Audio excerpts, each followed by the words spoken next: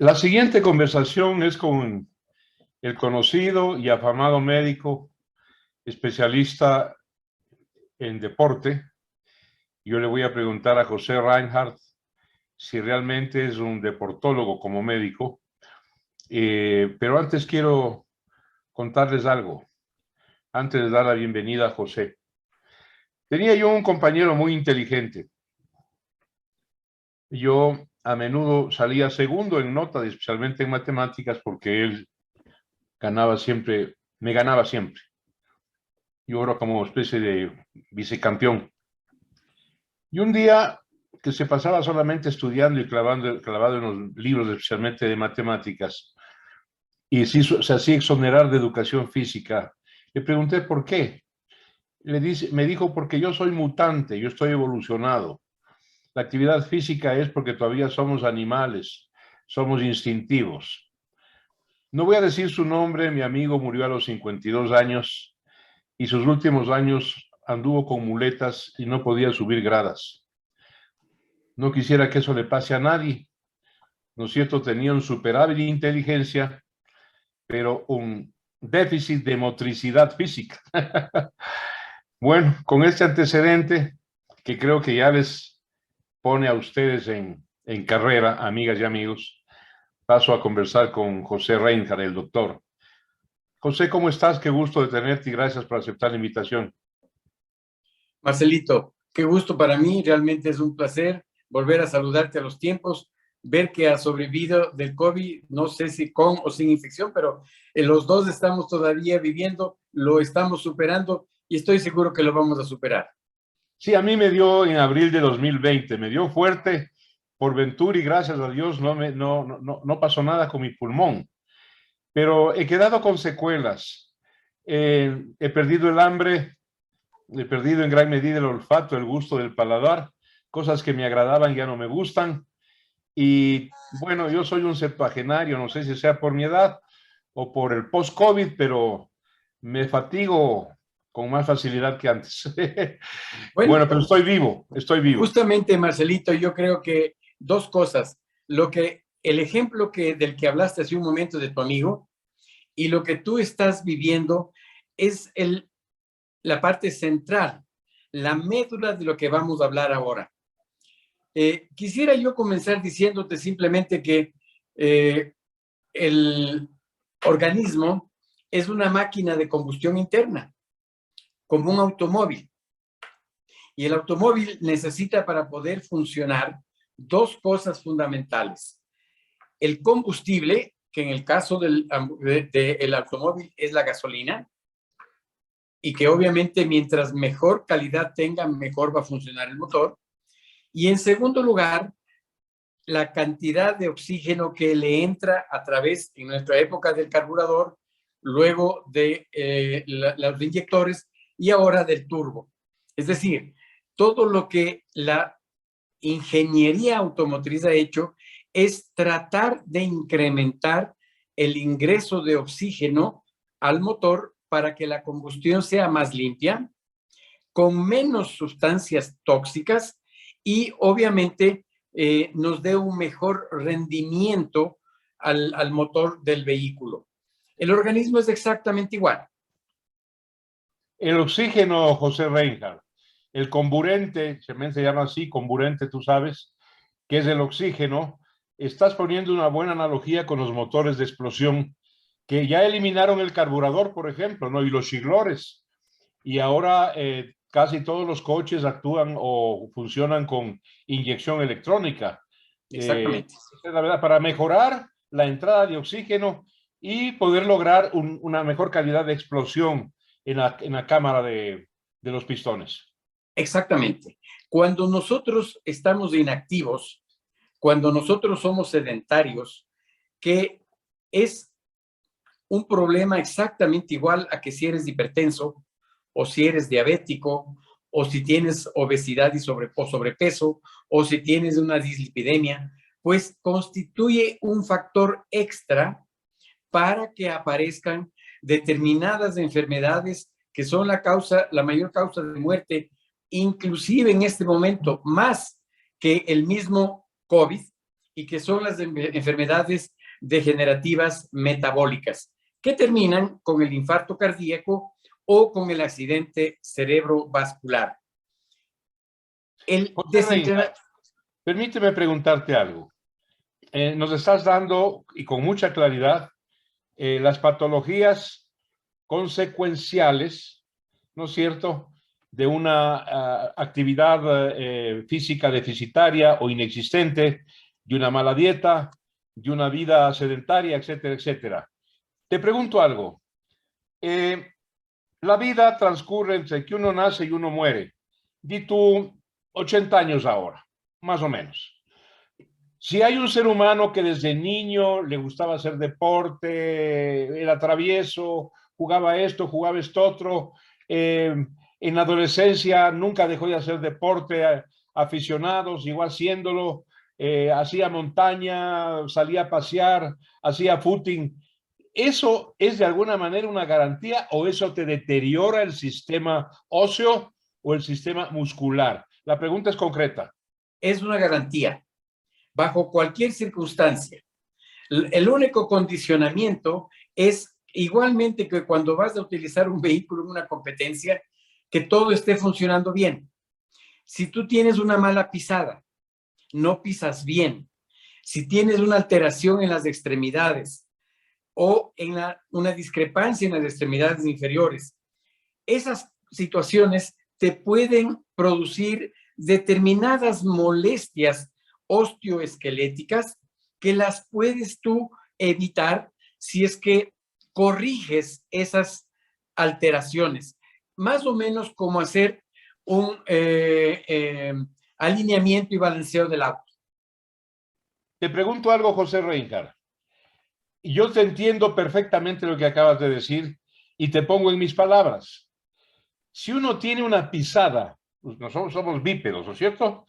Caminamos con dos piernas, dos rodillas, dos canillas, dos tobillos, dos pies. Si tengo una asimetría, te pongo el ejemplo, entre mis dos piernas, ¿sí? La izquierda es un poquito diferente de la otra, porque en la izquierda soy un poco chueco, en la derecha soy normal. Eso causa alteraciones y se puede corregir, José. Definitivamente va a causar alteraciones. Y la corrección es la cosa más sencilla del mundo. Primero, decirte que esa discrepancia o esa diferencia se la tolera y nos enseñaron a los médicos a que hasta 2 centímetros no había problema. Pero claro, si es que hacemos una vida normal, pero si yo quiero correr una maratón, y no solamente la maratón son los 42 kilómetros, sino todo lo que yo debo correr para entrenarme para esa maratón, que serán 80, 90 kilómetros por semana mínimo, cualquier pequeña diferencia me va a dar problemas. Entonces, yo debo saber, antes de colocarme o involucrarme en un programa para correr una maratón, saber qué debe hacer o qué debo hacer con mi cuerpo para ponerle en óptimas condiciones para resistir ese sobreesfuerzo. Y no solamente cuestión de las piernas. Si tienes un pie plano o un arco alto, también te va a dar problemas que te van a lo mejor en la última semana de del entrenamiento a lesionar y van a evitar o van a impedir que compitas en lo que planificaste y que tanto tiempo y sacrificio te llevó. Esas alteraciones, José, que a veces son congénitas, el arco del pie muy alto, el pie plano, el pie que llamamos pie cabo, con los dedos, ¿no es cierto?, en martillo. Así es. Eso se puede corregir con tratamiento o con cirugía. ¿Y a qué edad? Realmente no hay una corrección definitiva. Cuando es muy grave, puede ser un tratamiento quirúrgico, pero en general el 90% de esas alteraciones se corrige con una órtesis plantar, con una plantilla que está hecha individualmente para cada persona, luego de que haces un estudio con una máquina especial que se llama un baropodómetro y te permite mirar todas las alteraciones que tienes en el pie y corregirlas a través de una órtesis, de una plantilla, con lo cual tus molestias van a desaparecer por completo. Y muchas veces hay gente que es operada de columna y que todo lo que tenía que hacerse era simplemente corregir su pisada. Les han operado, no han mejorado, y cuando vienen donde nosotros vemos que la solución era tan simple como ponerse una plantilla. Y la razón es porque si tienes dolores en la columna, vas donde el médico te dice, veamos qué hay, te hace una resonancia magnética, te encuentra una hernia chiquita y dice, posiblemente la presencia de esa hernia es la causa del dolor y te propone cirugía. Correcto. ¿Qué recomiendas tú a las personas que no son atletas, que no son deportistas de competencia, que no son esa élite, pero que necesitan hacer actividad física, no tener una vida sedentaria? ¿Qué le recomiendas al padre de familia, a la madre de familia, al pediatra, ¿no es cierto? ¿Qué tipo de observación hay que hacer en un niño, en una niña, para evitarle esas asimetrías y tener que optar por compensaciones? Lo lógico sería, obviamente, hacerle una evaluación por un especialista. Un especialista, esos niños o esas personas llegan por primera vez a donde el médico a consultar porque presentan dolor. Porque antes, mientras no les duele, no se preocupan. Entonces tenemos que hablar mucho con medicina preventiva.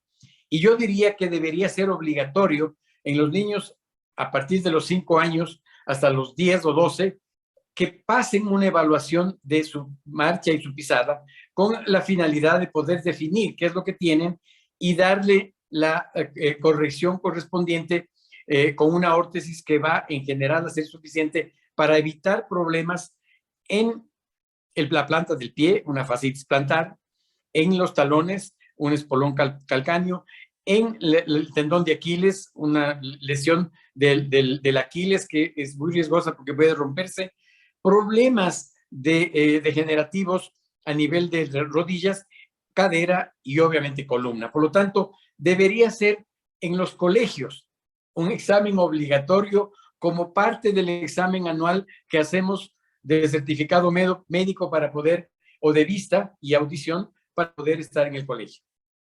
Mencionaste, doctor José Reinhardt, hace un segundo, todo el organismo motriz inferior, los pies, los dedos, los tobillos, el talón, rodilla, cadera. Quiero detenerme en la rodilla para hacerte una pregunta que tiene que ver con las damas, con las mujeres. Te pregunto, primero, ¿es verdad que en las féminas, las damas, los problemas de la cápsula de la rodilla, la cápsula rotular de la rodilla, ¿no es cierto?, son más comunes que en los hombres? ¿Es eso verdad o es un mito? No necesariamente es así. Yo diría que muchas mujeres corrigen su pisada cuando usan un calzado con un taquito alto que es común en ellas. El pie plano, el arco alto, todo eso se logra no corregir, pero sí disminuir la sintomatología. Posiblemente, efectivamente, es muy posible que en ellas, las féminas, como tú las llamas, con nombre propio, el problema de la articulación de la rodilla sea un poco mayor, pero se debe fundamentalmente quizás a una falta de fuerza muscular en los muslos, que son los que mantienen estable la rodilla y que al permitir o al no ser fuertes permite que baile y obviamente se desgaste el cartílago articular y la parte interna de la rodilla.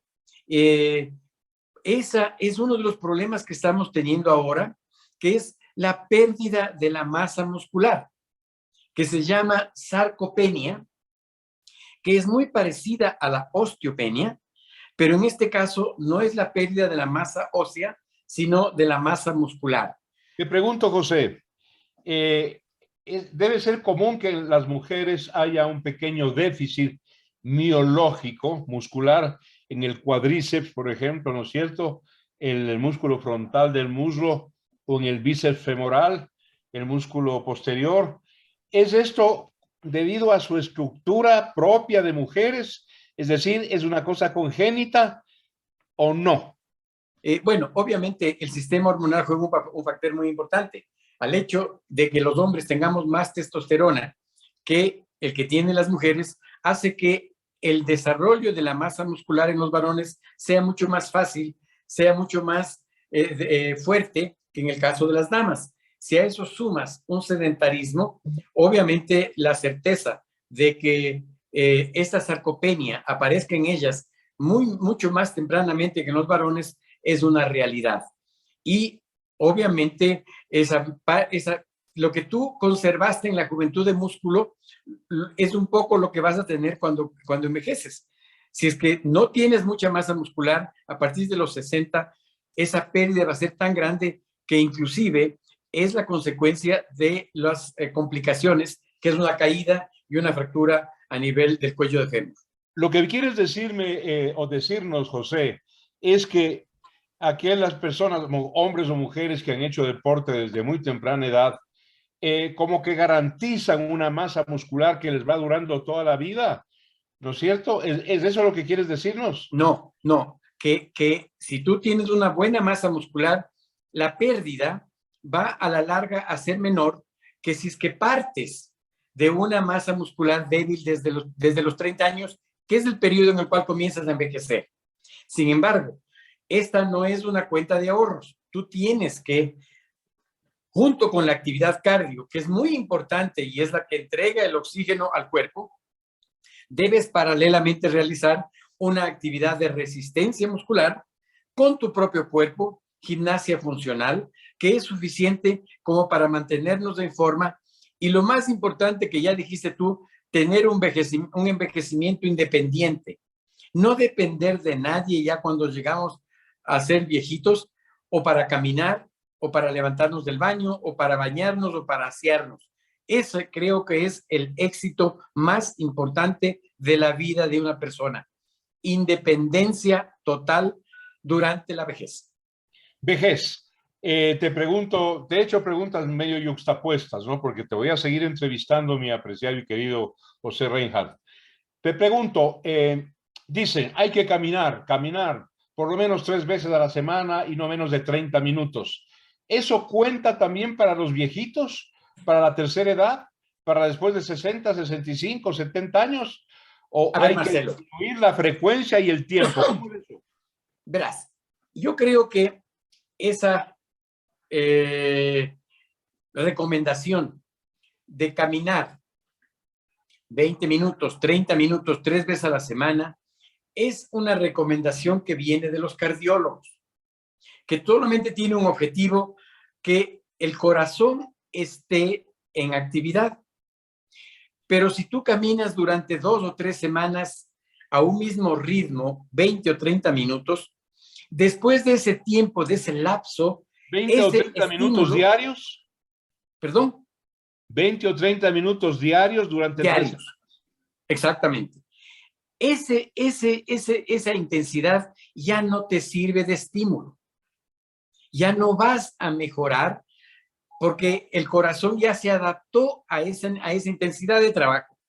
Y si nosotros queremos mejorar esa capacidad, necesitamos progresivamente ir aumentando la intensidad del ejercicio que hacemos con el fin de mantener a nuestro corazón despierto, con la capacidad y la fuerza con la que necesita tener para expulsar la cantidad suficiente de oxígeno que garantice que las células del cerebro, del hígado, del riñón, del intestino, de los músculos, reciban la cantidad de oxígeno suficiente para producir energía.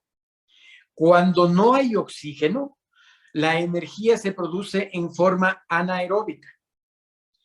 Esa energía anaeróbica produce ácido láctico y el ácido láctico acidifica la sangre, el pH, y eso favorece el aparecimiento de la mayoría de las enfermedades en las personas. Por lo tanto, el garantizarnos a nosotros mismos tener no un carburador que permite el ingreso de oxígeno al motor, sino un turbo, es fundamental para mantener nuestra calidad de vida hasta el final de nuestros días. ¿Y cuál sería ese turbo en el caso para que lo entendamos todos?